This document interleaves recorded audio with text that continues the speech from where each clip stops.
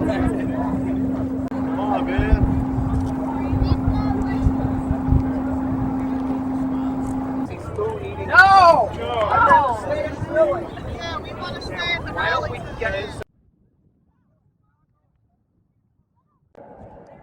have also continued to support the victims of racism, ethnic racism, ideological racism, and class racism, which exclude.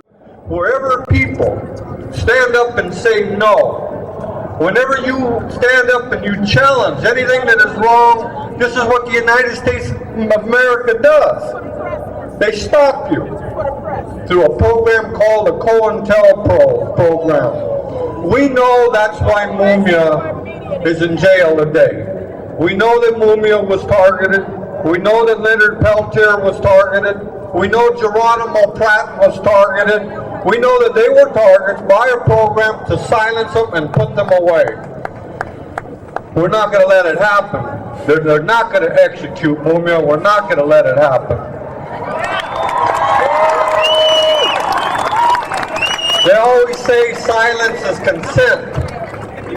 As long as you're quiet and you allow it to happen, it's going to happen. They're going to get away with it. But as long as you stand like this today, here in Philadelphia and San Francisco and all over the world, people are standing up and they're saying no. And we got to stand more. You got to reach back out and get more people to stand and unify. Whether you're black, whether you're Asian, whether you're Chicano, Native American, we got to do something. We know that America is sick, and we know we got to do something to cure it. I got to take off. Don't let them execute Mumia and free Leonard Peltier. For those of you who don't know, I'm the little boy in the picture, and it's a beautiful thing when I walk out here and I see people with buttons and shirts and signs across their hearts that are that picture, that have faith in freedom and justice for my father.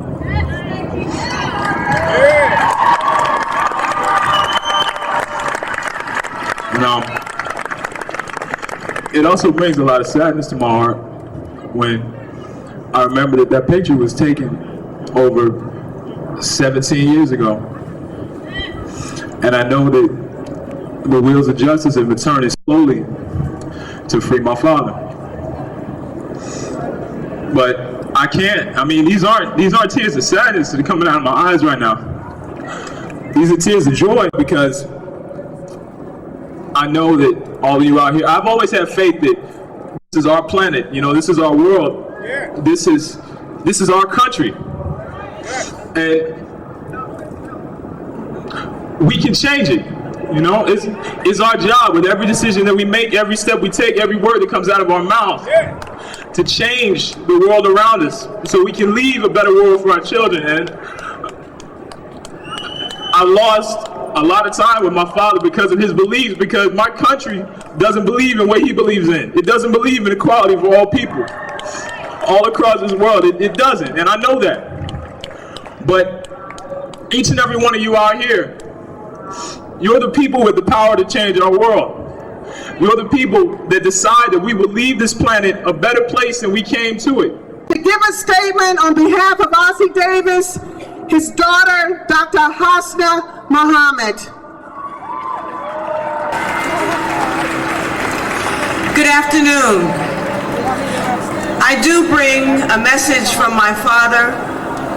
As a dutiful daughter, when a father asks you to step in his place, certainly you do as he asks. But I had intentions to come here anyway. I needed to be here as a citizen of the United States. I needed to be here for justice. Struggle is not new to me or my family. Many families, you know, they have weekends at the movies, or they go to the beach, or they go away.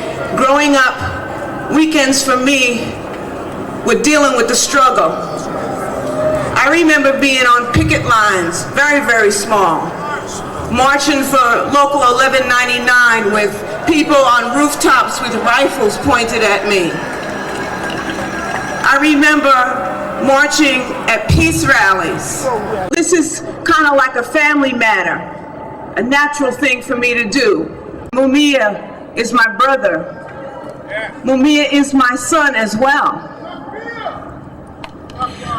I've not come alone. I've come with my husband, Wali Muhammad, and I asked him, you know, why are you coming? And he said, they killed Malcolm. They killed Martin. We can't let them kill Mumia.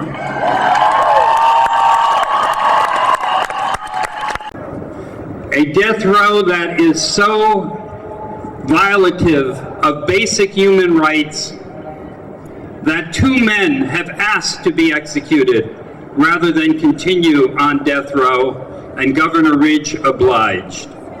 A 3rd man has now asked to be executed, and Governor Ridge has set his date of execution for May 4th in Pennsylvania. Mumia is held behind a thick solid glass shield, bound hand and foot when you go to visit him. For 16 years, he has been kept in a state of nearly complete sensory deprivation, unable to be touched by any visitor, his family, his grandchildren, or anyone who visits him.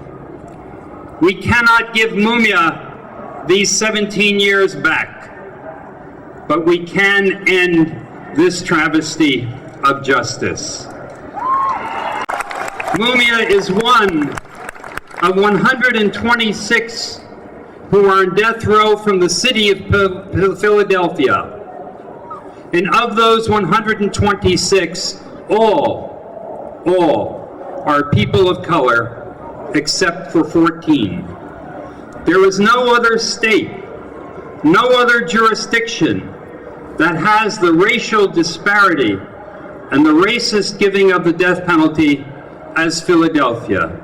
You can go to Alabama, Georgia, Louisiana, Texas, any state you pick, and you will not find statistics that match Philadelphia's on the basis of the racist death penalty. Of the last 41 people who have been condemned to death in this building and in the adjoining criminal court building, 40 of those 41 have been people of color.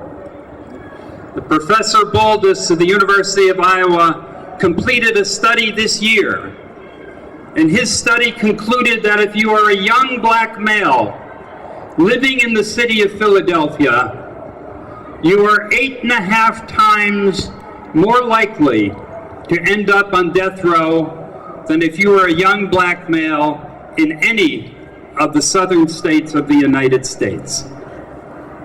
This is a critical year for Mumia. This week we filed a petition asking the United States Supreme Court to review his case.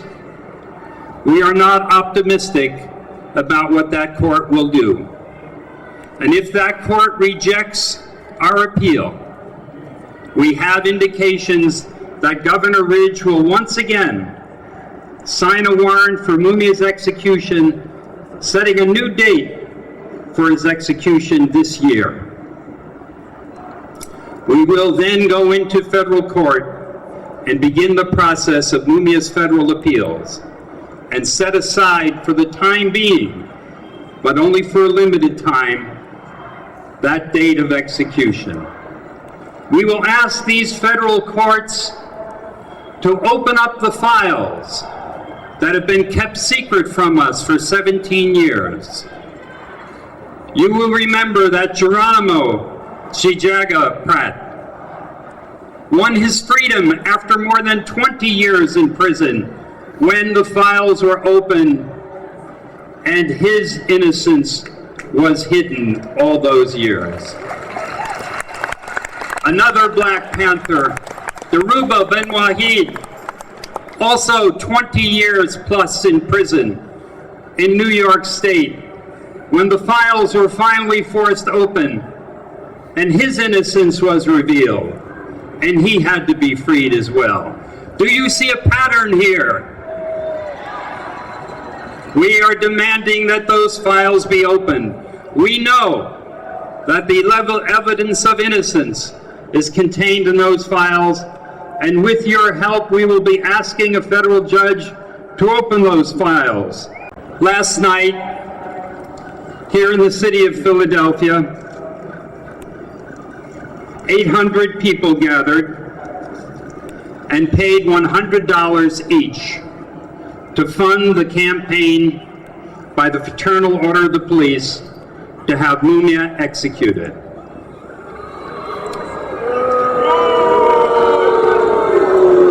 Mumia is the only one on death row with a funded national campaign to see to it that he is executed. And who came to this event? They had the mayor, they had judges, they had senators. And today's Philadelphia Inquirer covered that event last night and referred to their campaign to have Mumia executed as a, quote, uphill battle. They have the courts, they have the governor, they have the mayor, they have the Philadelphia Inquirer, but Mumia has you.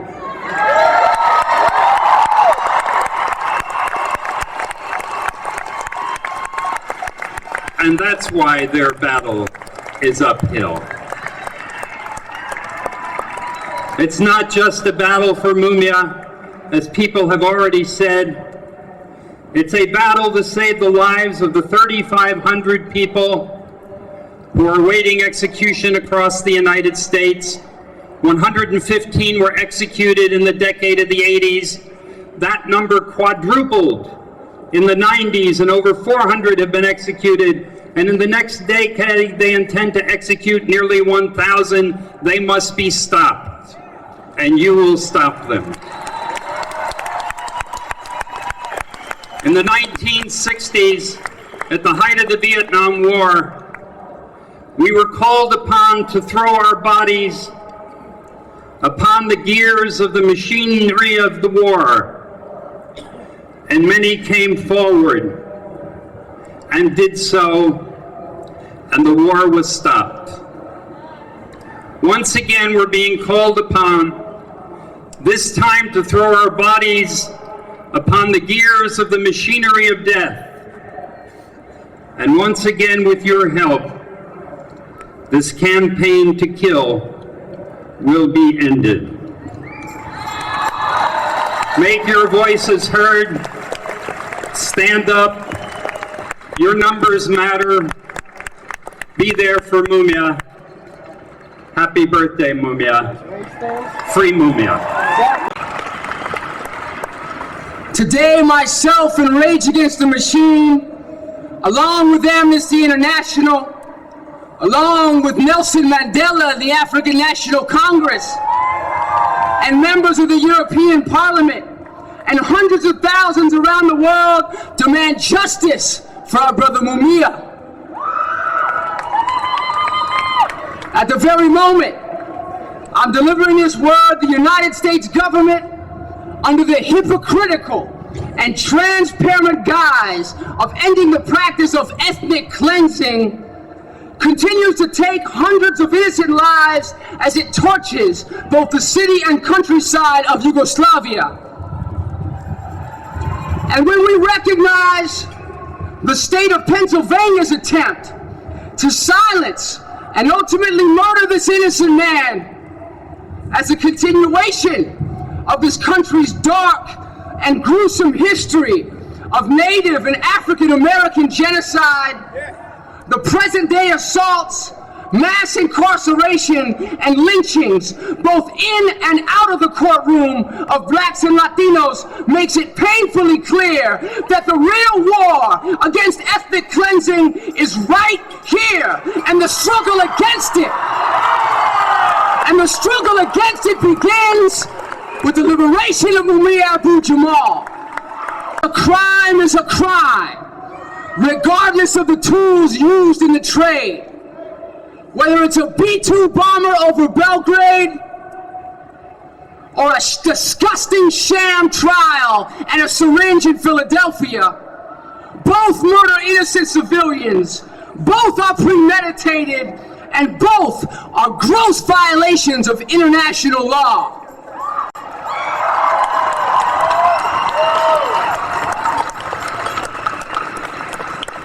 On October 29th of last year, the Pennsylvania Supreme Court, aided and funded by the Fraternal Order of Police, continued to pursue its course of murderous action and again denied Mumia's right to a fair trial.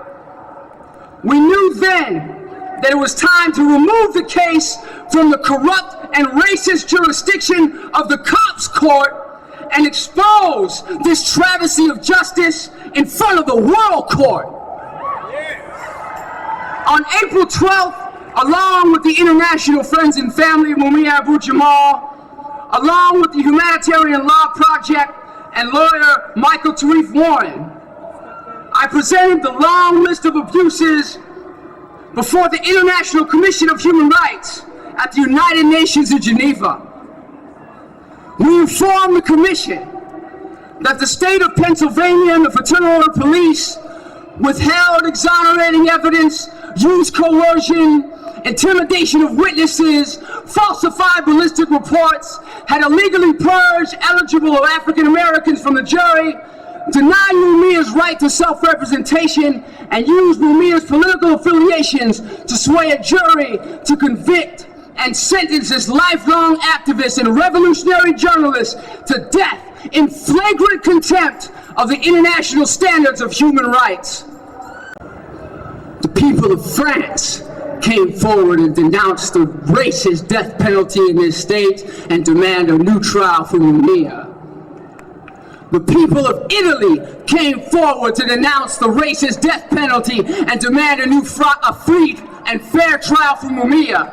The people of Germany, Norway, Finland, Sweden, all stand with us today to demand that this brother be free. The few cops and politicians and hanging judges and other pets of this state are standing on an island of reaction amidst a sea of scrutiny and discontent. They can no longer hide behind the false confessions, behind the grieving widows and distortion of fact. The truth is that it's in. The railroad is off the track, and no matter how hard they try to demonize or discredit our efforts, we have the truth and the people on our side, and we will free Mumia Abu-Jamal. I want you to give a warm welcome to a person who was asked to identify Mumia as the shooter in 1981. And she refused, and she wasn't even there to begin with. Her life was then made a living hell by the police. Please welcome another supporter of Mumia Abu-Jamal, Pamela Jenkins. She's here today to show her support. The importance of going to Europe is to define to the world the international human rights law violations that affects not only Mumia's case, but the cases of a lot of other people of color in this wretched country called the United States of America. We talked about the International UN Declaration of Human Rights, which the United States is a signatory to. We talked about the treaties that they have ratified, that they are signatories to, that preclude discrimination. And we know that Mumia was discriminated against in his trial. So we know that his rights have been violated on that basis. We also refer to the International Covenant Against Cruel and Inhuman Treatment and Torture. And we know that Mumia has experienced much cruel and inhuman treatment and torture.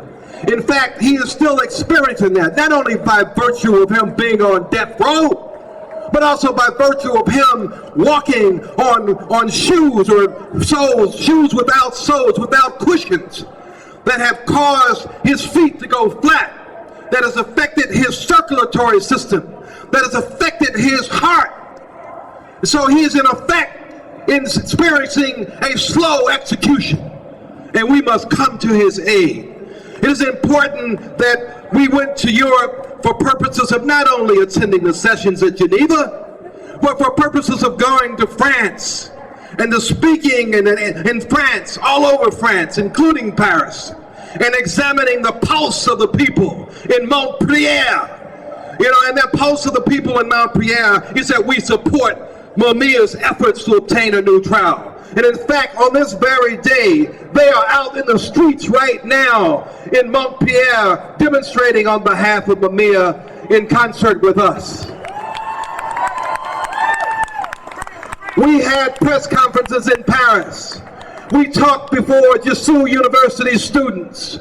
We met with the organization of the diaspora of African people from all over the diaspora who came together in a cinema in Paris on behalf of Mumia and showed their support and voiced their support for a new trial.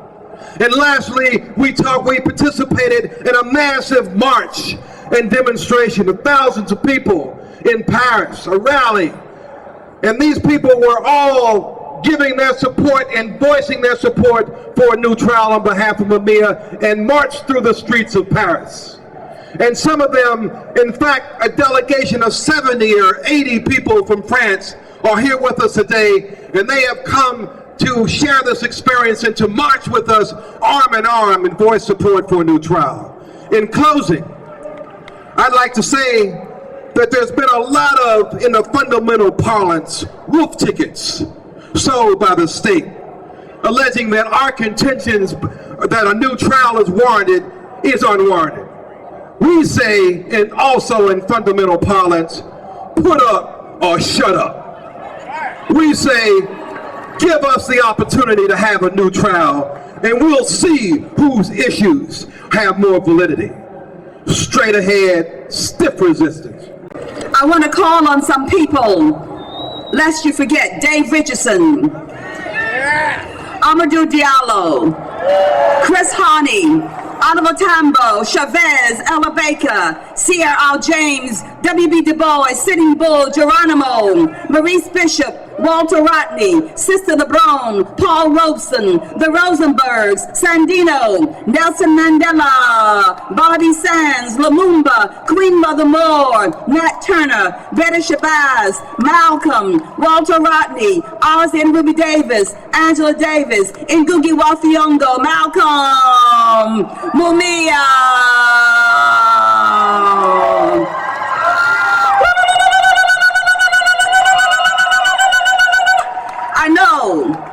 I know the word that Delaney's protagonist in Blake or the Huts of America spoke in the old couple's ears was resist.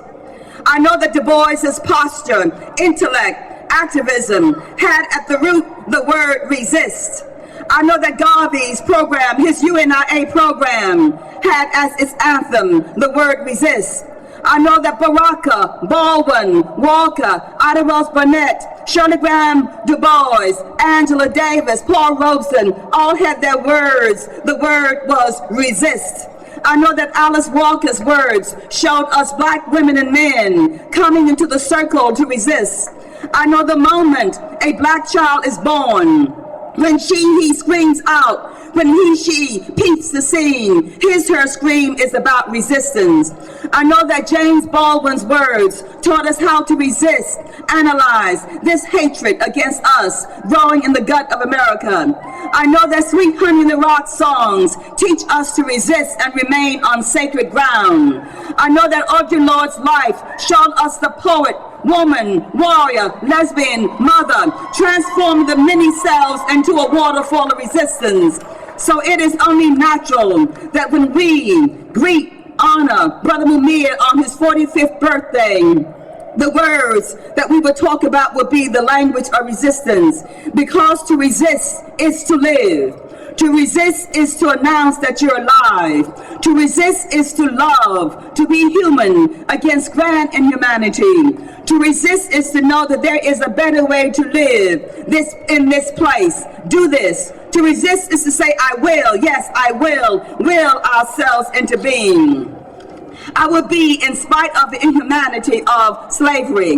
I will be in spite of classism, racism, sexism, homophobia. I will be human if I resist holding my eyes shut against those who would destroy, enslave, engage me with no dialogue. I know that one of the words given to us a long time ago was resist. It is an ancient word, a holy word, a church-going word, a political word, a word to teach to our children as they enter these schools, a word to teach to buppies and deniers and affirmers of self. It is the word to teach to ourselves as we hum ourselves into existence each morning, giving praise that we are alive for another day. Woke up this morning, I say. Woke up this morning with my eyes on resistance, I say. Woke up this morning with my eyes on resistance. Gonna resist, gonna resist, gonna resist, gonna resist, gonna resist. Martin Carter, the great poet from Guyana, wrote a poem to Cesar Vallejo. He said, brother, sister, let us not break our bread together. My plate is a small world, my world a small plate. From a place in which plates and worlds are utensils, we have reconstructed ourselves with a power of difference and power. We must not become new conquistadores and do what Martin Carter says again. They haven't betrayed their own gods in an old day. We seek to betray ours. We must resist giving up always, thinking we are powerless. We must hear Sorote's people in South Africa, determined to resist oppression, his black workers resisting the humiliation that black people have had to deal with forever. We must resist being so intellectual sometimes until we learn the fire of passion again. When one day our children's children ask us, what did you do? When they rise like the Guatemalan poet Otto Rene Castillo rose and asked us what we did when our nations dried out slowly like a sweet fire, small and alone. When they were asked us, what did you do when the poor suffered, when tenderness and life burned out of them? We, the lovers of selves, the lovers of people, the lovers of justice, would turn and say, we resisted. We resisted, we resisted, we resisted, we resisted, we resisted, we resisted. Can you say it? Can you say it? Can you say it? Can you say it? Can you do it? Can you do it? Resist for Mumia!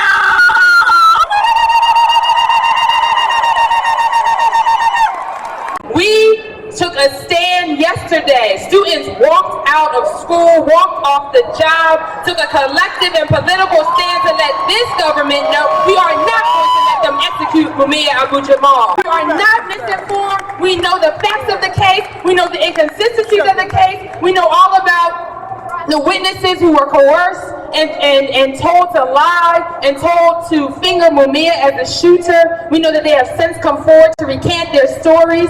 We know about the alleged confession reported by the partner over 62 days later, but they don't tell you that on 2020. They don't tell you that in the Philadelphia Inquirer or all these other newspapers. So we as young people understand that we have to take a stand. We have to fight for our brother Mumia because Mumia fights for us.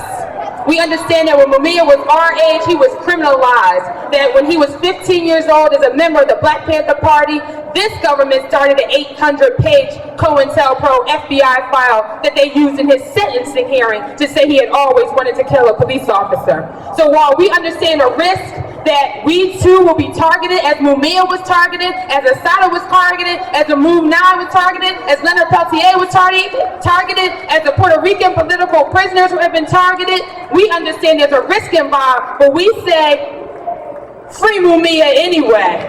We say we're going to take a stand regardless, that we're not afraid, that we're not misinformed, and we also understand our place in this fight. We respect our elders in this struggle. We look to them as examples. We know that Mumia and the other political prisoners in this country have taken an uncompromising and committed position, and we stand before you today to let you know that we as young people are taking the same just stand. We say free Mumia now! We're supposed to have some politicians here today, but it's very clear that these politicians support the system and not the people. But there was one politician who stood up and stood strong. That man was David Richardson. In 1995, Dave Richardson sent this world a loud, clear message about him being a black man and being a politician in the Pennsylvania government. I want to play a tape from Dave Richardson so that people can understand how he felt. I don't understand why State Senator Vincent Hughes is not here today, because we maintain space in his office. He supports us in everything that we do. When this government tried to force him to throw us out of 4601, where he has put us at, where we have our office at, he's always stood strong. So I don't know why he's not here, but I do know why David Richardson isn't here, why Roxanne Jones isn't here, a state senator, Roxanne Jones, a black woman who stood strong against this goddamn government, David Richardson, who stood strong, a state representative against this goddamn government. I wish I had a tape of Roxanne. For those of you who didn't know her, will understand her heart and what killed her and what killed Dave. They said that Dave had a heart attack. They said that Roxanne had a heart attack. But what killed Roxanne and what killed Dave was this goddamn government. That's what killed Roxanne and Dave. Dave Richardson made a speech in 1995 on August the 12th when we had over 15,000 people who said no to this government about the attempted murder of Mumia Abu-Jamal on Marcus Garvey's birthday. I want to play now for you that tape of David P. Richardson, and you can understand exactly where I'm coming from. Free. That even though we may be elected, we'll say what's on our mind. But we must understand that we're freedom fighters first, and then all the other things come next. But I'm a black man first, and then a state representative. I don't confuse the two. And I think it's time for us to wake up and realize and understand that you got a lot of us that are willing to go to battle, because the freedom ain't gonna never be free unless we take it. There's too many of us sitting around thinking that it's going to come to us on some damn silver platter. Wake up, you fools, and understand this man has no respect for you. None whatsoever. And they will continue to do what they do to Mumia only because they feel that you don't have no heart. Well, let me just say this to y'all. I want to send a message to the FOP. I want to make it loud and clear so there won't be any mistake about what's being said today. And I'm saying it as a black man in the city of Philadelphia and not as the state representative. I ain't scared the hell of y'all. And I'm not going to let you intimidate our people either. That's over. So when you come home with some threat about you're going to boycott every event that we have and you're going to stop the people from coming to contribute their money, get the hell out of our way, because we ain't going nowhere. The time has come for everybody to wake up and realize that this ain't no joke. We're not going to let you take Mumia's life. And we want to send a message to America that the death penalty has got to end. We're going to wipe it out the same way they did in South Africa. But they did it by power of the people. When Nelson Mandela stepped out of jail and threw his hands up in the air, he was a strong brother. After 27 years being in jail, it didn't cripple his spirit. And I want to let all of you know that come from all across this country. You got some brothers and sisters in Philadelphia that are willing to rumble no matter what and ain't afraid of the Philadelphia police, the national police, the FOP, and all the rest of them that come together with it. Because we know in Philadelphia that there have been some strong brothers and sisters in the Philadelphia Police Department who are African American, who have stood up and have said that they in fact are against the death penalty and they in fact want a new trial for Mumia Abu-Jamal. not only did it come from the National Association of Black Police Officers, but it also came from the Philadelphia Garden City. And I want to put that on the record here today. In my conclusion, I just want to say, I know the time has been rough today, but a lot of y'all need to know what this looks like for many of us here in the city of Philadelphia. Governor Ridge is getting the message again. Not only did those 115,000 calls go on, that's an underestimated of the number that have been calling. That's an underestimated number of those who signed petitions. That's an underestimated number of those who've come in and out of the city of Philadelphia from all across this country to give the kind of solidarity that's needed in order to make sure we free Mumia Abu-Jamal. We're not going to take this lying down. And I know that Mumia in his heart knows that we're all with him. So brothers and sisters, we're here as freedom fighters and black liberation strugglers who understand the importance of who and what we are, and we ain't going to let no titles get in the way. Free Mumia! Free Mumia! Free Mumia! Free Mumia! No justice! No peace! No justice! No peace! Assalamu alaikum!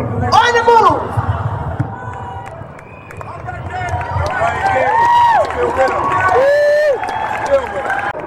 We are fighting a mighty government.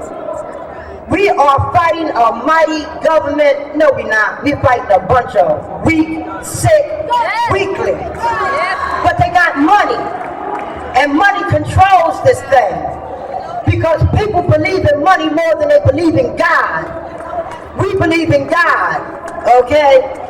Let this world see that we're not going to allow you to kill Mumia. If it takes fighting in the goddamn streets, that's what the hell we're going to do at this particular point. If it takes knocking on the doors of City Hall and kicking them the hell in, that's what we're going to do at this particular point. And I'm saying we're going to do whatever it is necessary. Power to the people. Okay. All right. Yeah. I just got a couple of minutes to convey my gratitude on behalf of all of the comrades that's still behind the walls, and encourage you to continue to struggle and understand that this struggle has to take forms that speaks language that the enemy understands. Certain things we do, we only be playing. If we really want to save the life of Mumia, you know we have to take certain steps. And we just got to do it. Mumia will be the first to let you know that he symbolizes so many others, but we don't have time to go into right now. So the reality is here. I just come from Louisiana. We're still struggling with the situation with the Angola 3. The Black Panthers who are down in Louisiana, Angola prison. George was down in a prison going back in 1972, been in the hole for 26 years. We have the situation all over, such as Matula Shakur.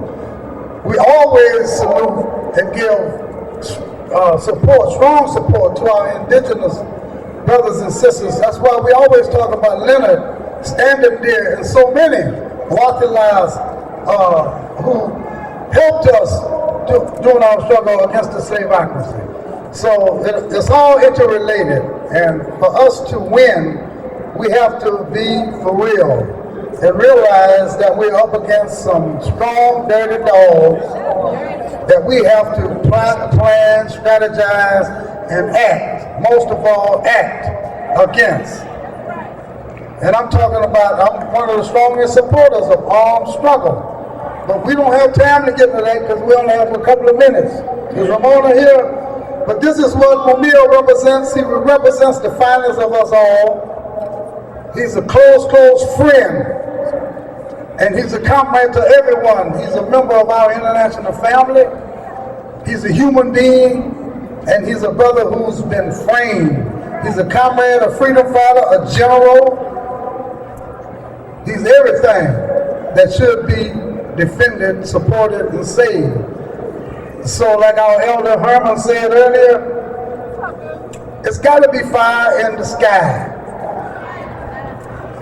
Fire in the sky. There's got to be fire in the sky.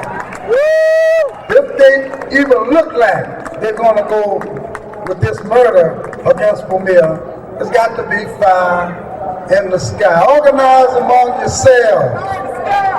Create cadres. Fire in the sky! You know what to do. We're infiltrated everywhere. I don't know how many pigs out there, but we don't care. Because what's our life? You know, they take 27 years from me. They take Mumia's life. They kill all of us. It don't matter when we're struggling for something that's worth dying for. So it's fire in the sky. Fire in the sky! And you got to take that seriously. And those of you who don't want to light the torch, then prepare the wood. Support it. Support it.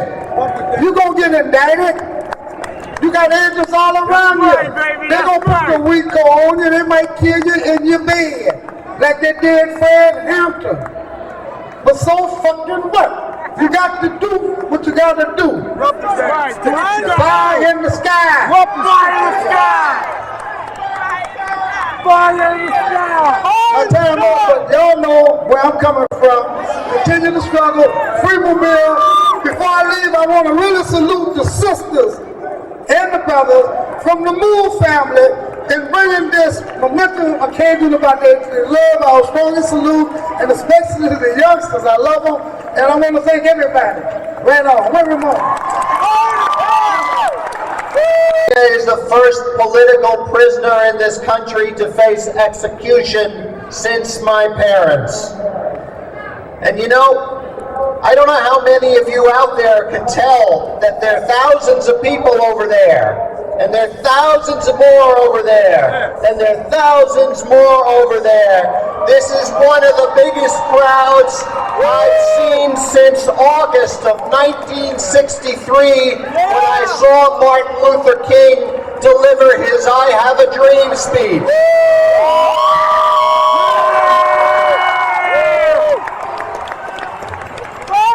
Well, I have a dream too.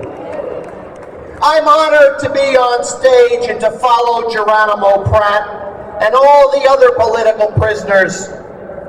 But in my dream, we're all going to meet here again.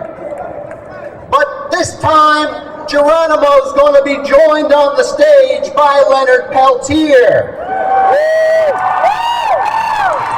And they're going to be joined on the stage by Mumia Abu-Jamal. And they'll be joined by all the political prisoners. And looking down upon them will be the Haymarket martyrs, executed more than 100 years ago. And looking down upon them will be Sacco and Vanzetti, murdered in the 1920s. And also looking down upon them will be my parents, and they'll all look down upon them, and they'll know that their struggles were not in vain. They will know that we have won. You all have the power to make this dream come true. I want to see all of you here again when this dream comes true. We're going to have the biggest party here Philadelphia's ever seen. Out here, free Mumia Abu-Jamal, free all political prisoners.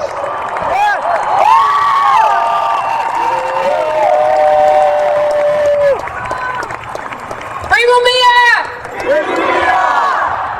Next we'll hear from Ali B. Hassan with the Black Liberation Army. Yeah. Okay, greetings.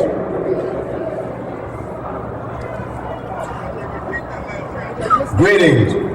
As you know, being in the Black Liberation Army here in America, you're not supposed to be standing up here alive. I seen brothers yesterday, the next day they were deceased by the oppressive forces. The majority of the brothers that's called political prisoners and prisoners of war here in America are Panthers that's been buried by the system. But because of our efforts, the different revolutionary movements here in America that kept on being consistent with struggle, New African Liberation Front, the MOVE organization, and numerous Puerto Rican political prisoners organizations kept these brothers and sisters alive up until today. And as far as I know, not now one of 150 political prisoners and prisoners of war here in America has sold out neither one of them. That's principle. That's strength. That's what you got to back. That's why we got to struggle. We got to sacrifice to save these brothers because they're not going to let them out legitimate under their law or international law. No, they won't. So therefore, we got to go into another phase. We're not talking about picking up a gun because that's a tool. We're talking about we need some unemployed electricians. America runs on electricity. Computer chip needs electric. And if that's a conspiracy, fuck it. Shut the back. So what we're saying, we're not saying to make you feel good today. This is very serious to us. As you can tell, you young people, as Geronimo told you, you got to take it serious. You deal with people that you trust and know. And tell no one else what you're going to do and when you're going to do it. You got to practice security because you got a lot of people out here. We got to reverse the whole principle of my homeboy, but my homeboy is being sold out every day by his homeboy. We got to stop that. That's unprincipled. The strength is in principle when you internalize it in yourself. When you're willing to die, but not only willing to die, but you're willing to fucking kill in order to live for your liberation. Too much we've been passive. We gotta wait under the fence of the rest of our fucking life and been picked off one by the oppressor without shooting a bullet back or putting a dot in his fucking ass. We talking about they got aggressive, they never stop being aggressive, so we gotta get aggressive. And we know how to deal in guerrilla warfare. So it don't matter what kind of bombs they got, or what they call smart bombs. That's some dumb bombs because they're killing innocent people. I'm gonna cut it down. They told me to cut it down because I'm fired up. But I'm gonna tell you, it's serious. I care about living. I'm about living. But at the same time, a lot of people have been misled here in America, and a lot of people hide behind religion. They can believe what they want to believe. But when you come from behind that religion, you're gonna deal with reality. It's gonna be life or death. And that's what our struggle is about. Life or death. Remember that. On the move. Long live Mumia and happy birthday, brother. Allow me to say something in Spanish. Libertad para Mumia, libertad para nuestra gente. We've been talking about Mumia being on trial. He's not on trial. They are on trial. They kidnapped Mumia. But the ones who are on trial are dead. We have to think about that. And we're going to be the judge. We're going to change the role. We're going to be watching what they did to Mumia. Because what they want to do to Mumia, they want to do to you. Yes, they do. To each one of you because you think and you feel and you care. And you are dangerous because you care. See? They just don't want to kill Mumia. They want to kill you. All of us, they wish they could disappear off of us because we are a danger to them. Because we are people. We are humane. We got humanity. They want to kill humanity, but they don't have the power to do it. They don't have the power. We have the power to win, but we have to get together, organize, and think and think and think. Yes, we do. Because we could do it. Yes, we do. We could do it. We got the brain. We got the heart. Just like Mumia. He's not alone. And he's not asking for forgiveness. He's not asking for a pardon. They are the ones who have to ask for forgiveness from us. We have to get that in mind. Yes, they do. They are the ones doing wrong. They are the ones who should ask for forgiveness from us. See? In these few moments, I'm going to be talking in the name of the Latinos, Mexico, City Flag, Puerto Rico, Guatemala, Santo Domingo, and other Latinos who are there and feel like each one of us in Mumia. Because all of our people, Puerto Rican people, Guatemalan people, Mexican people, we have been also oppressed. We have been also been killed by the thousands, and we had the right to fight back. Yes, and we could fight back. We could fight back. No matter how. Many people here have talked about different ways. In my country, we say there are many ways to skin a cat. See, we could use all ways. But fight to win. Fight to win. There is a difference. Fighting for the heck of fighting is not enough. It's fighting to win. Fight to win. That's the difference. And we could do it. We could do it. We could do it. That's what we have to have in our mind. Fight to win, he said. They guts, they brain. And we got plenty of brain. And they are afraid of that brain. They want to kill that brain from Mumia, but they could not. There is no power on earth that could make Mumia pay Nobel, because his spirit is the spirit of the people, and you could do nothing against that. There is power. Fire in the sky. They are afraid of us. With all the so-called power, they are afraid of us. Because you're one of us. We did not mind and did not have, if it's not to give help to them. And they know it. Each one of you has the power. If you decided to use it, smartly, like guerrilleros. Yeah. I want to say hello in the name of our political prisoner, also in the name of Herman Bell from the Black Liberation Army. 20 years ago I left prison, but he's still in prison. From Marilyn Buck and from all of us. And in the name of Mumia, I love you, and I will keep on fighting until I die or I win. There is no middle way. Thank you.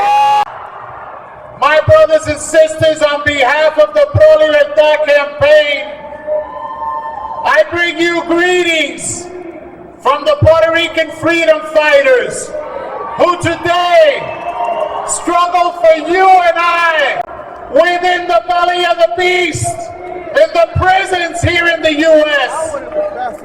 I want you to help me bring them here in spirit. And as I call their names out, I want you to say presente. Let me hear you, presente. Aida Luz Rodríguez. Carmen Valentín. Alicia Rodríguez. Dilcia Pagán. Elizabeth Escobar. Alejandrina Torres. Luis Rosa. Juan Segarra Palmer. Adolfo Matos. Carlos Alberto Torres. Alberto Rodríguez. Ricardo Jiménez. Edwin Cortés. Oscar López Rivera. Antonio Camacho Negrón. José Solís Jordán. I bring you a message from two of our freedom fighters. Listen to their words. Mumia today represents valor and sacrifice. In a society lacking these virtues, necessary to oppose a social system more and more characterized by hiding and distorting our history and reality.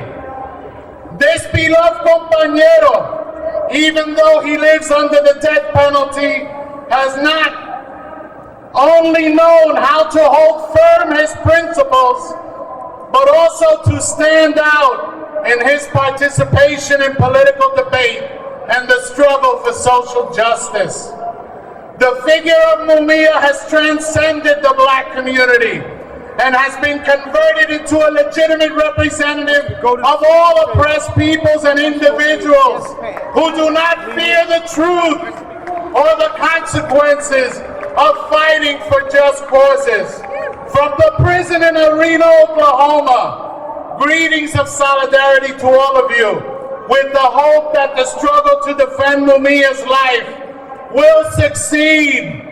Brothers and sisters, we will win. Elizabeth Escobar, Puerto Rican prisoner of war. Free Mumia! Free Mumia! Free Mumia! Free Puerto Rico! To this day, just last month, Jose Solis Roldan, a professor for the University of Puerto Rico, was jailed. And he was jailed wrongly, accused by an agent provocateur.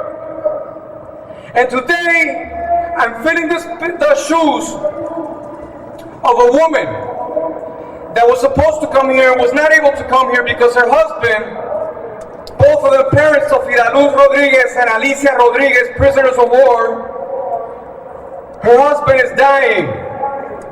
And the only thing that's keeping him alive for the past 2 years has been the hope of seeing his 2 daughters back with him before he breathes his last breath.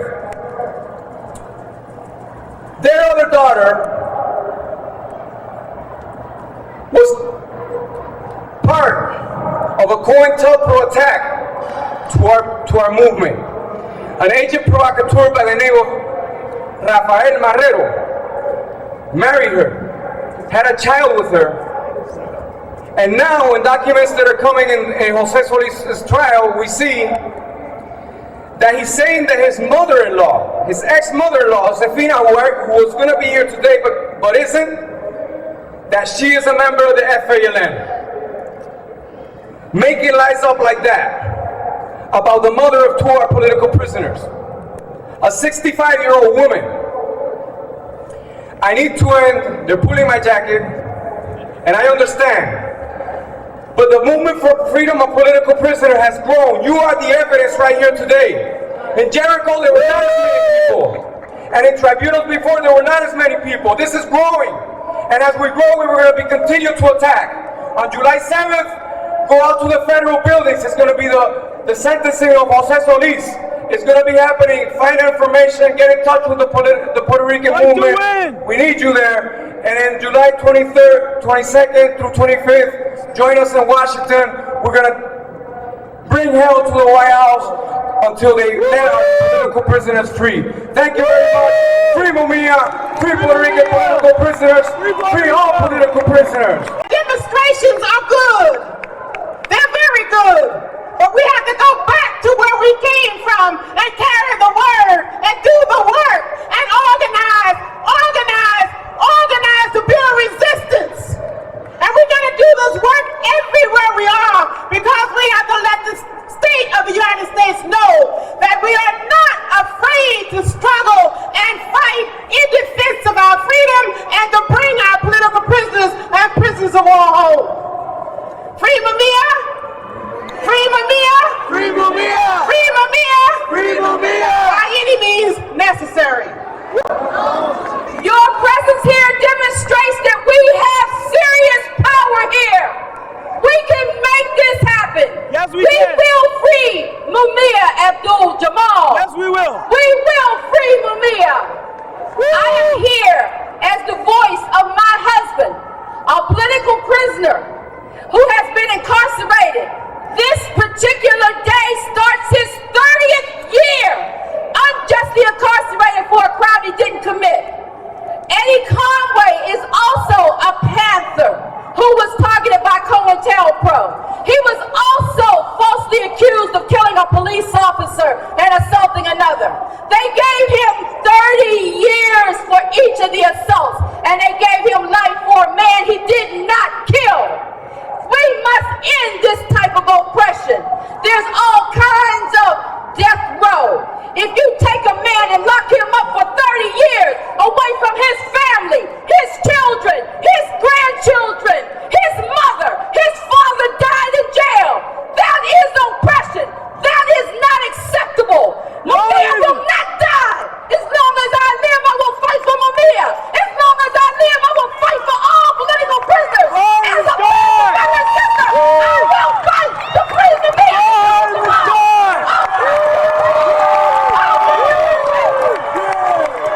Fire in the sky!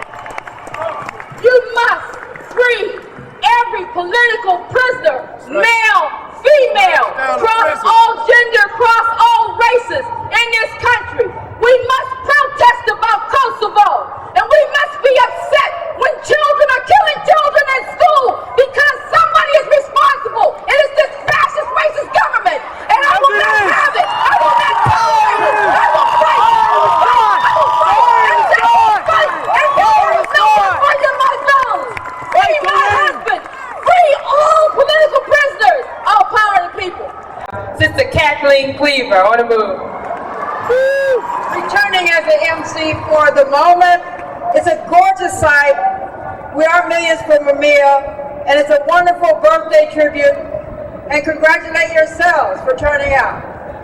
Thank you for coming. We're going to hear now from the director of the Center for Constitutional Rights, Brother Ron Daniels. Free Mumia! Free Mumia! Brothers and sisters, it's a real privilege to be here representing the Center for Constitutional Rights that has been involved deeply in the struggle against police brutality and misconduct. A few weeks ago, we led a march for justice in Washington, D.C., and some of you were there. Let me just say briefly that Mumia's case is one of the greatest cases of police brutality and the miscarriage of justice in the history of this country. And we believe that we must struggle not only to free Mumia, but Mumia represents thousands of other people who have been victimized by police brutality and judicial misconduct. He is the symbol. So as we fight to free him, we also fight to free all of those who've been victimized by injustice in this country. But let me just say finally that the thing I want to leave most in your hearts and minds is that we stand in Philadelphia, one of the seats of the American Revolution. And what we see here today is the face of the new American Revolution. Fueled by the new American Revolution. A revolution that will be about putting people above property, and putting a moratorium on prison construction. Stopping the policing of our communities by people who want to treat us like an occupying army. A society we will seek to build where we will turn swords into plowshares and study war no more. That's what we represent, the new American Revolution. And we must struggle and fight and struggle and fight until we achieve the freedom of Mumia Abu-Jamal and a new society in this country and this world. I'd like for you all to look around at each other right now and notice that nobody is here because we homeless. We all interrupted our schedules to be here today. We all had something to do. But there's nothing no more important than what the founding fathers said when they said a couple of good things. We come here today to ensure domestic tranquility. We're not talking about something in Bosnia or something anywhere else in the world. We will never have domestic tranquility till Mumia is out here with us. That's what we come here for. And I say to you today, don't be discouraged, because remember there was a brother that went to jail for 27 years. He was framed. He stayed in jail. He persevered. His name was Nelson Mandela. Understand that any time right go to jail, the jail becomes the prisoner. But it is up to us to say to this country that we are not going to tolerate this craziness no more. Enough is enough. Yes, it is. And all we have to do to free our brother Mumia is affect domestic tranquility. If we leave here and decide to call for a nationwide boycott of Hershey products around the world, they will let him out in the morning. Hear me now, because this country functions on money. This country functions on economics. And I beg you to understand something that Martin Luther King understands, that this movement understands, that love is not enough until you can become loving and lovable. That's what it's about. And so I come to you today as a father of 10 black children and say to you that if we let this happen to him, it can happen to any of us or any of our children. We must demand that the mightiest nation in the world that's in Bosnia today, because the authority is misusing the masses, the authority is misusing our brother. He's not in jail because some hoodlums and some thugs. He's in jail because a whole system came down and said, you the one. Well, we the system. We the power. And I want to leave you with this. We represent light. And if you want to know how strong light is, when you go home tonight, turn the lights out. And then turn them back on. Light wipes out darkness. It don't negotiate with it. It just wipes it out. That's the power we have. I love you. God bless you. Thank you. Long live John Africa. Long live revolution. We're here out here not simply to demonstrate in support of our brother Mumia Abu Jamal. We are out here to take a stand for freedom, you know, for all of our freedom, and let this rotten, corrupt system know that we ain't going to sit back and be no doormat for their insanity, that we are sick and tired, and that we are drawing the line and saying no more to state terrorism, state murder. We ain't going to sit back and allow them to kill our brother Mumia or to kill any more of our freedom fighters. When they dropped that bomb on me and my family, murdered our babies, our adult sisters and brothers, that was it. That was the end. You know, from that point on, people should have been outraged and should be out in the streets demonstrating against such terrorism. Our brother Mumia Abu Jamal is sitting on death row, and we cannot afford to allow him to be the next statistics. We have 9 sisters and brothers that have been in prison 21 years this year. On August 8, 1978, hundreds of cops came out to our home to kill Move, and instead the cops in their frenzy killed one of their own. But 9 Move people went to prison for the murder of one cop that they couldn't possibly have killed. 7 years later, on May 13th of 1985, hundreds of cops come out to our home again, shooting, killing, bombing, burning Move people alive. 11 Move people was murdered by the cops, but not one of them went to prison. Not a one. We ain't gonna sit back and allow them to trick us, dupe us into thinking they got our 9 sisters and brothers in prison for 100 years each, that they got Mumia sitting on death row because of the accusation of murder. Not when these motherfuckers murder every day, every hour, every minute of the day. And not one of them is sitting in prison for 100-year sentences. Not one of them is sitting on death row next to Mumia. We're saying the game is up. You know, the game is over. We ain't playing no games with these people, and y'all shouldn't either. You know, we don't like having to take time away from our family and our children to be out here demonstrating, but these people caused us to have to do it. They create the problem and then want to turn around and penalize us and act like we're the problem because we protested, because we won't sit back and take what they putting out. But I'm saying freedom comes from God. Prisons, oppression come from man. It's created by man. And when we fighting for freedom, we're fighting a righteous fight, a godly fight.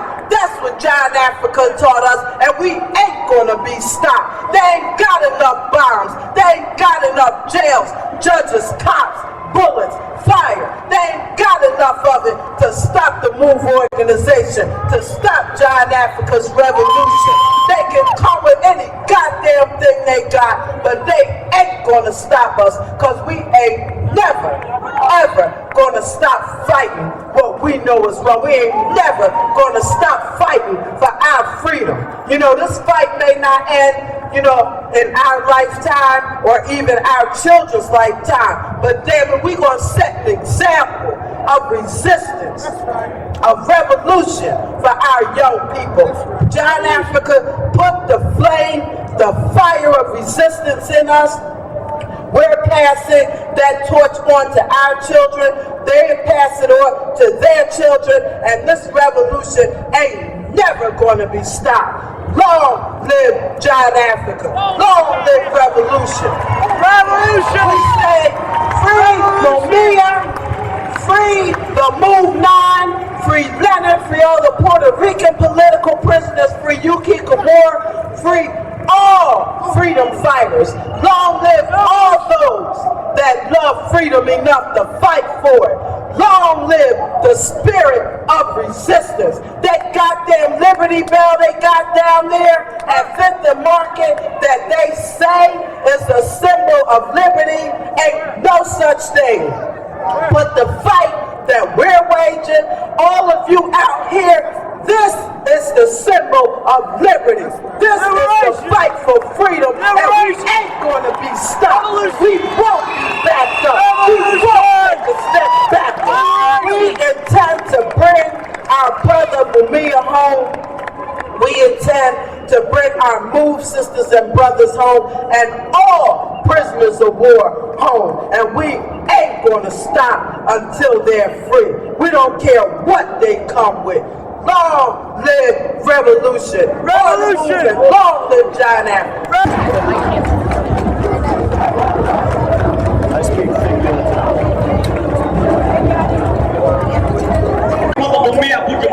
because people gravitate to script, and that's what they see here. Because our founder killing their teachers, killing their mom, killing their dad, killing their little brothers and sisters, killing their students because of hate. And that's all the system teach John Africa teach was. We're going to get the information out however means necessary. That's necessary. Because possible information of black innocent man on death row. Not all these other political prisoners in the whole world on death row. But we are here today to take a stand and say there will be no more of our brothers and sisters being in prison. Death penalty movement in Chicago. What is this area? We have no intentions on giving up this area at all. Again, Geronimo and Ali, Brother Herman Ferguson is trying to get you together so the Black Power can. There's something wrong with people who think that a revolution shouldn't be happening here. Revolution is peace, and I'm saying we have got to fight for that peace.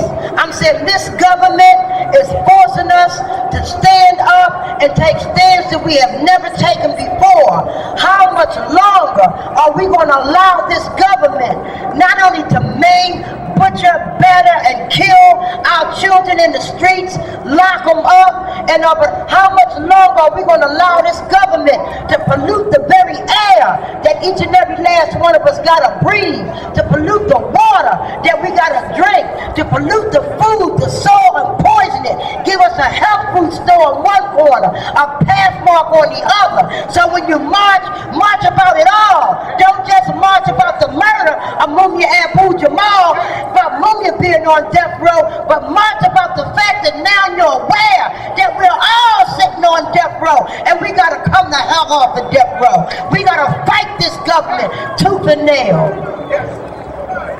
My name is Luis Galarza. I come from Chicago. I work with the Committee to Free the Puerto Rican Prisoner of War, political and war prisoners, and we are here today to let people know about what's going on with these 16 Puerto Rican prisoners. They've been here for 19 years. What the only accusation they got is sedition against the U.S. government. They haven't killed anyone. They haven't stolen anything from anyone.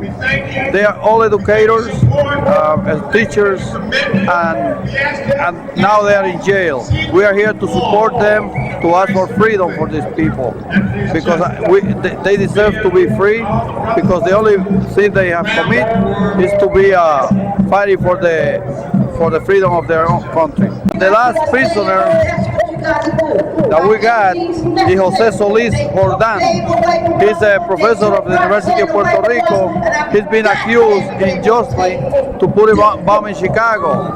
The bomb confessed by the guy that put the bomb, that worked for the FBI, is accusing Solis that he was the mastermind of the bomb, but there was no proof whatsoever that he committed this crime. Kevin Brinkley is the victim of the judicial system.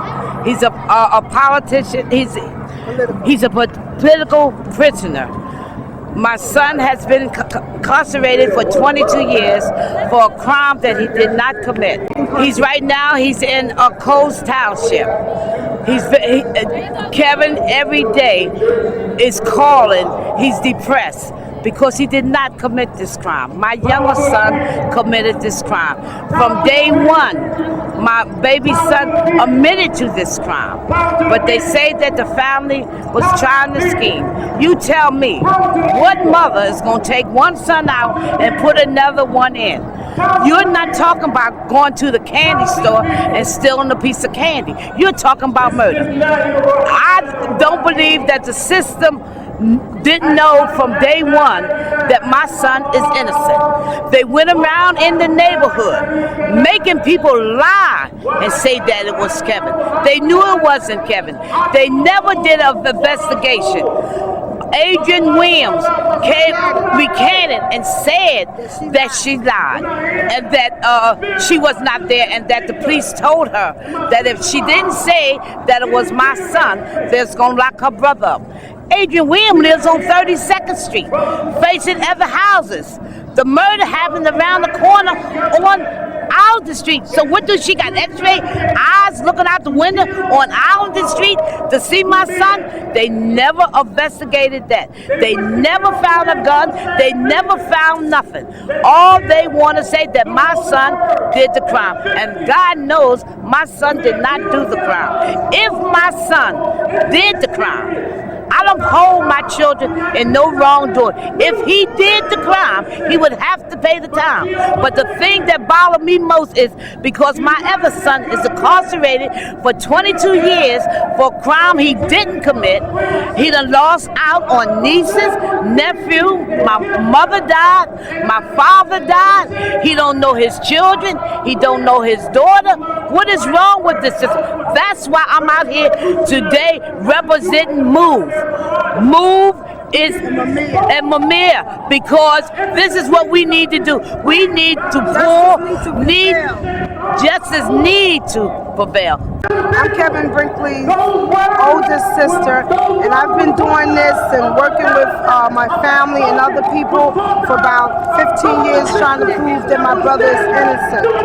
We have been through TV stations, 48 hours, daily news, wherever we can go to prove our brother innocent. You don't know what it's like to be in a family function that know that it's six of us.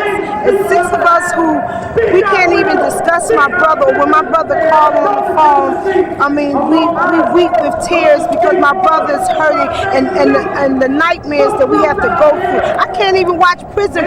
We can't even watch television because the fact that they have an innocent man in there. And they know they have an innocent man in there, and they refuse to let my brother go. And you know what? You don't know how many nightmares that I have about the district attorney, that I feel like I'm going to snap one day.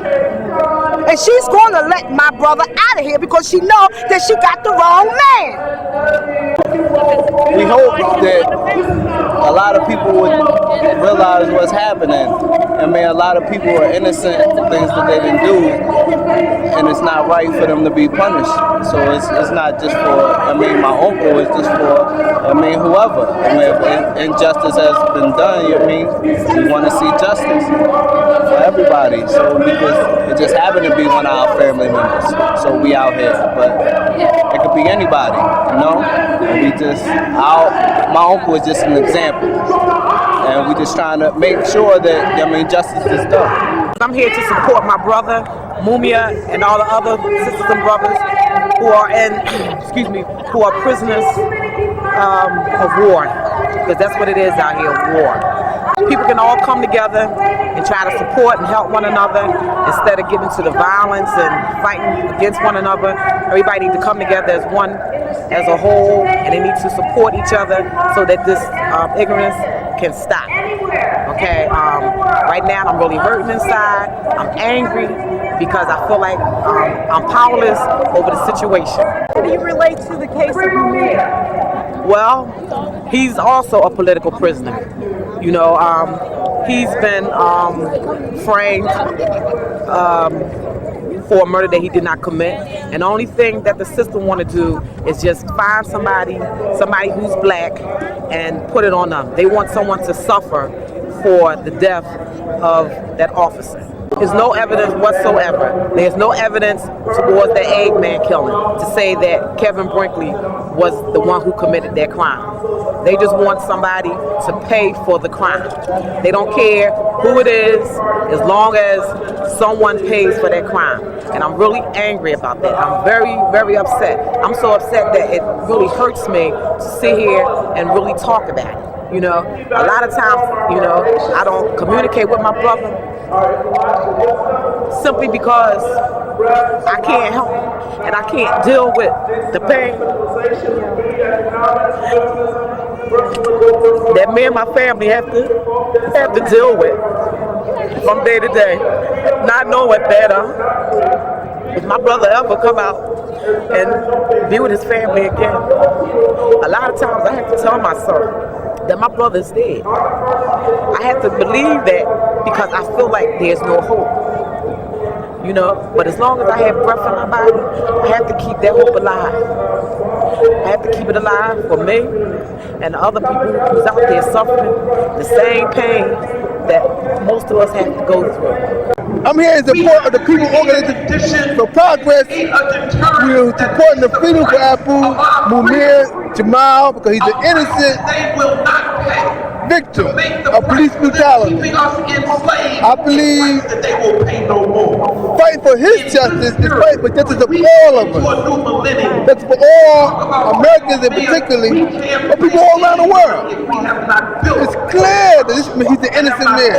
It's clear, very clear. Very clear. And that being that the corporate powers has stopped the state officials and the governor from joining the side of wickedness. I believe that the civilian power in this nation should press upon President Clinton to take a personal interest in this case. And he would look at it. I'm sure if he look at it, he would, after he could see clearly that Jamal is innocent and he should be free. It's going to take mass action to make Clinton give this situation, this problem, the serious interest that it deserves. It's going to take mass action for that. I'm Sue Africa, Minister of Confrontation for the MOVE organization. I've been a MOVE member for 25 years. I'm here to support Mumia Abu Jamal, to make a statement to this government that Mumia is innocent, he deserves a fair trial, and the people are not going to allow this government, this system, to kill Mumia Abu Jamal. I met Mumia in the early 70s. I had been sent to a mental institute by my judge, Judge McDermott, for being one of the few white MOVE members. It was a tactic, an intimidation tactic, trying to drive me out of the organization. Mumia Abu Jamal was a renowned journalist and a radio personality at the time. He came to Byberry Mental State Hospital with a tape recorder, which at that time was not allowed inside the hospital. He taped an interview with me where I had exposed what went on inside the mental institute in terms of the rapes of the women, the stealing of the check, the forced medication, the brutality. He went out, and at great risk to himself because he did lose his job for this, he aired what went on, in that mental institute. And I was in there for 6 months, but after yes, he did. They threw me out of the mental institute after this was aired. And Mumia lost his job, and this is some of the things that happened to Mumia that drove him to become a taxi cab driver. He then went on to cover the MOVE organization, the confrontations between Mayor Frank Rizzo and the MOVE organization, which led to a year-long standoff and blockade of MOVE headquarters for 1 year, where they refused any food or water inside MOVE headquarters, which culminated in a confrontation between the city and MOVE, where a policeman was killed, and 9 MOVE members, 4 of those women who had no weapons and no weapons charges, were all charged and convicted for murder and sent to jail for 100 years apiece. Amazing. How many people were killed by the police? Now this, what you're talking about, is the May 13th confrontation. This was years later in 1985. Mumia was already in jail at this point, and he was covering the trials of the MOVE 9 and going up to the prison and doing lengthy, thorough interviews and airing the interviews, which is why Mumia was set up by this government, by the police, because he was the only reporter in Philadelphia that would not be intimidated by the police or the government and would print the truth about what was going on in that courtroom, how MOVE was being railroaded, how MOVE did not kill the cop. There was positive proof. Even the first medical examiner's report released proved that MOVE did not kill that cop. How the scene of the crime, the evidence, the house was demolished, bulldozed the day of the confrontation.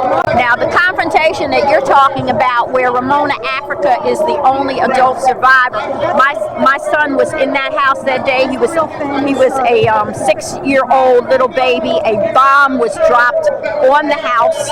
My son was killed along with 5 other children and 6 adults. I was in prison at the time, and this happened in May 13th, 1985. For years, this government has been trying to exterminate the organization. It started out in the 1970s. We started out, we're an organization of life that would expose and give information to give understanding to people how this system is taking people's strength and giving them, pushing weakness, the poisoning of the air, the polluting of the water, the defertilization of the soil, the enslavement of animals and all life that we are linked to, because as John Africa teaches us, all life is linked together, all life is one. And in order for you to be healthy, your environment has to be healthy, and we're all linked together as one. And it is getting worse. And 25 years ago, we were giving information to people about this while demonstrating against child abuse, not sending our children to schools, because we were taught by John Africa how dangerous schools are and that we should educate our children ourselves according to our teachings.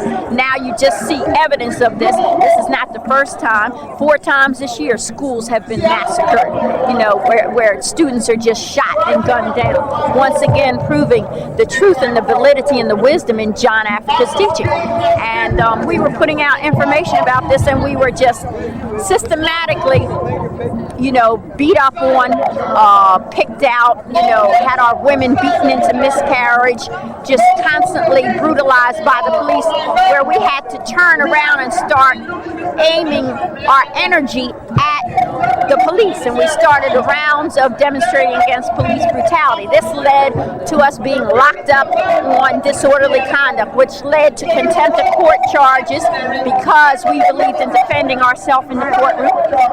And of course, we spoke what we felt and what we had been taught is the truth, and defended ourselves according to our teaching. They were going to tell us that we cannot do that, and it got into disruptions and fights, and it just led from one confrontation to another confrontation. The truth is very threatening to the powers that be. Exactly, it is. It brings to mind, what the indigenous peoples have been through in this country. And, they used to be called warlike. When I read that certain tribes are warlike, I really read into that they were more into self-defense. You know what I mean? Well, we definitely believe in self-defense, and John Africa teaches us there's a difference between violence and self-defense. John Africa teaches us that self-defense is natural. It's God-given instinct to defend yourself. If you stand there and allow somebody to beat you up, shoot you, and you don't do anything to stop that violence from being hurled on you, then you are encouraging violence. You're not stopping it. It is your right. It is an instinctual right to defend yourself. Which can involve violence. Well, it just depends how you see violence. When you're defending yourself, it's not you that's perpetuating violence, it's the person that's coming at you. What are you supposed to do? Are you supposed to lay there and allow yourself to be beat up? You have to fight fire with fire. Exactly. You don't want to give violence a bad name. No. What people need to understand that it's not the violence, it's the self-defense. Which is an inalienable human right. Exactly. It's not just a human right, it's a right in all species of all life. You don't find any species in life, in the animal world that does not defend itself. You're supposed to defend yourself. That's an instinct. If somebody comes up and throws a punch, the flinch that you will do, the hands you will put up, that is all an instinct. That comes from what we've been taught is true law. True law, the law of nature, the law that is instinctually in you. That's the law we believe in. We don't believe in this phony pseudo-government that comes from man. This is the law that has messed up everything in this environment and everything in this life. We believe in the law of life, the law that nature gave us here. We believe in self-government because everybody, when having direction, has the ability to lead themselves. And people talk about, well, what are you talking about? The abolition of government? That will be chaos. What the hell do you see now but chaos? You got children being gunned down, bombed, and murdered in their schools. You got the water so poisoned you have to buy spring water and you can't even be sure that that's not poison. You got to be afraid of what you eat because you may be poisoned. You got war all over the globe. You got AIDS, you got disease, you got cancer on the rise, you got brutality, you got cops beating people. Now, if that's not chaos, what the hell is? That is chaos. That is chaos. Well, they say this is a democracy. This is not a democracy. What you have here is the illusion of democracy. No control over their destiny. Not at all. Yet this is supposed to be a democracy. I know. And that's the hype. That's the trick that they've got people believing. Right. Did anyone go to the American people for their permission to bomb the countryside? No. Kingdom Come? No.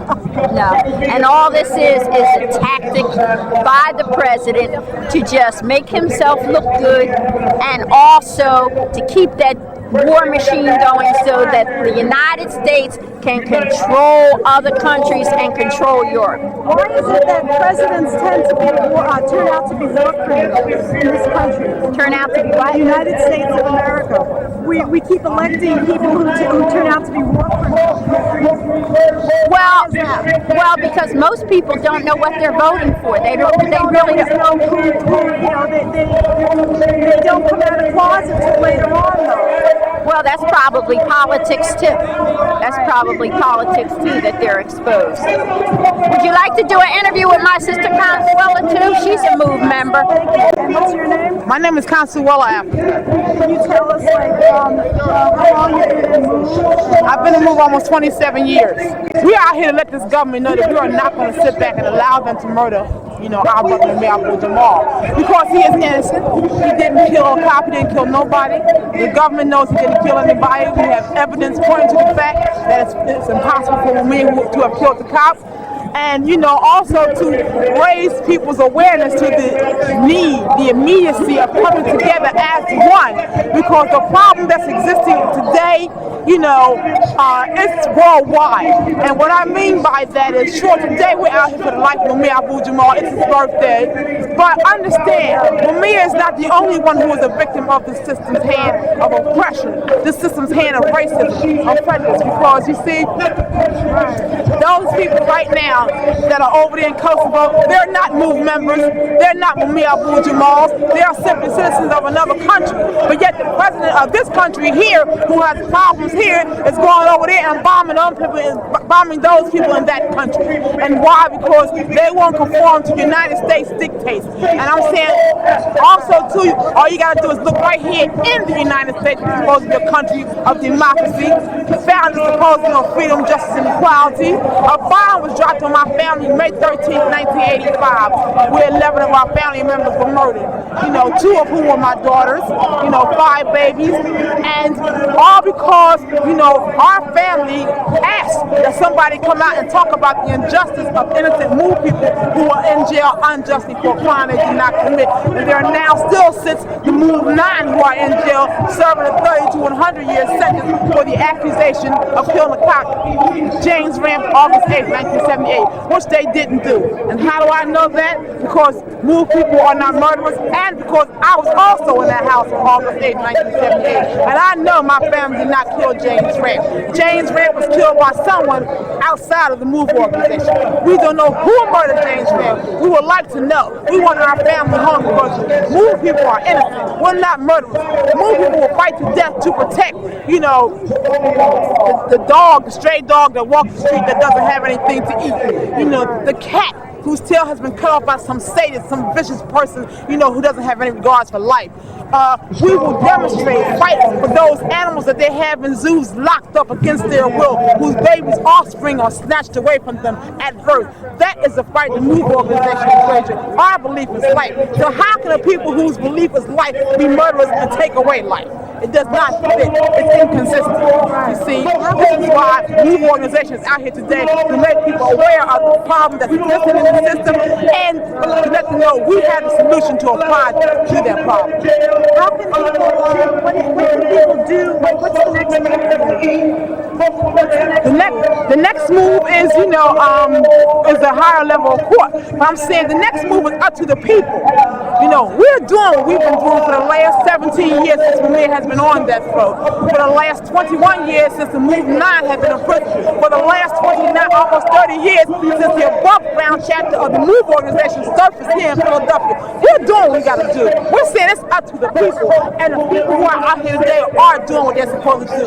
Coming out, staying together, being united as one. And as long as people continue to do that, that force, that power will be felt by these officials, by this government. The word will be sent out, the message will be loud and clear, and they don't have a choice but to let our innocent people leave the prison. This coming May 13th, well, not here in Philadelphia, but May 13th, there's a program for the Move organization, which will be held in New York. Brooklyn. And what do you want to accomplish? Well, what we want is to bring attention to, we're not going to let this government or nobody forget about the bomb that happened May 13, 1985 when they murdered our family. We want to keep it out there, keep people aware of how vicious, how the system is murderous. The bomb was dropped on a road home. While people were inside, the people knew that our family was inside, knew there were our babies inside. 11 people were murdered. They were murdered, cold-blooded, out-and-out, premeditated murder. And what I mean by that is simply that Move organization is consistent. We have a pattern. We had a pattern. Our family came out every day, did the same thing, whether it was shopping, walking our animals, taking our children out to the park, going shopping, whatever the case may be. We were kept under surveillance 24 hours a day. So therefore, the city was aware of every move we made. They were in houses that were near our home. And on May 13th, May 12th as a matter of fact, they saw when our family was out, the adult members that is, with our children. Now, they claimed that they had warrants for certain Move members, which were adults, not children, according to them.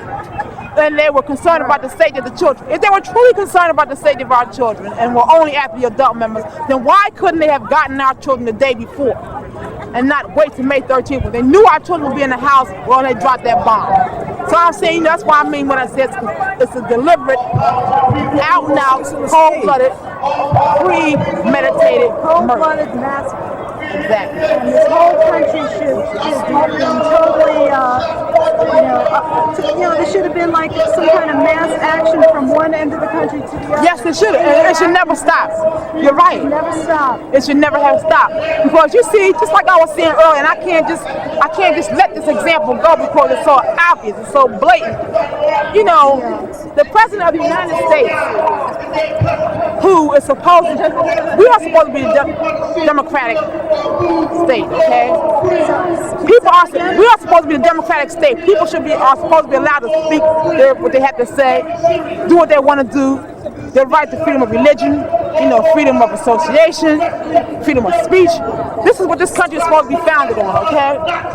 This is a democracy. I don't think it's. I think it's a hypocrite. I think it's a hypocrite myself. It's a lie. It's a fraud. It's a farce. And what I was about to say is that, you know, this man, Bill Clinton, who's supposed to be the president of this country, you know, a man who's supposed to be a leader of people who can't lead himself, obviously.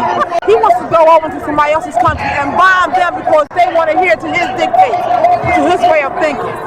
You know? Now that's the height of arrogance. I was to go into a courtroom right now and go in front of a judge and say, listen, judge, I don't like the way you're doing things.